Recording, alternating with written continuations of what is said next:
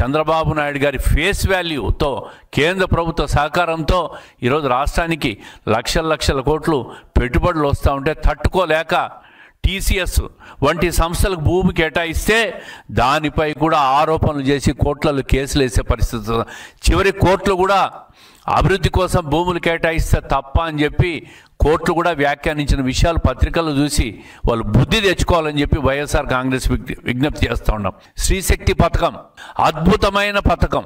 ఈరోజు రాష్ట్రంలో మహిళలు ఆర్టీసీ బస్సుల్లో ఉచిత ప్రయాణ సౌకర్యాన్ని కల్పిస్తే దాన్ని కూడా సూపర్ 6లో భాగమైన పథకాన్ని కల్పిస్తే దాన్ని కూడా ఒక దుష్ప్రచారం చేస్తూ ఆ బస్సులో అలౌ చేయలే, ఈ బస్సులో మహిళలను అలౌ చేయలే అని చెప్పి ఒక ఫేక్ దుష్ప్రచారం చేస్తూ ఉంటారు.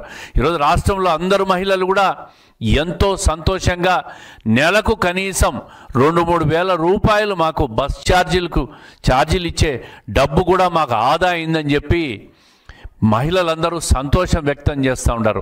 ఇటువంటి పథకం ఈ దేశంలో ఎక్కడా లేదు. ఒక అద్భుతంగా ఈరోజు అమలవుతూ ఉంది. ఆగస్టు 15 నుంచి 2000 కోట్ల పైచీలకు ఆర్థికంగా భారమైనా సరే మనం ఎన్నికల్లో చెప్పిన హామీని నిలబెట్టుకోవాలని చెప్పి ముఖ్యమంత్రి చంద్రబాబు నాయుడు గారు అమలు చేసిన ఈ అద్భుత కార్యక్రమం మీద కూడా ఒక ఫేక్ ప్రచారం.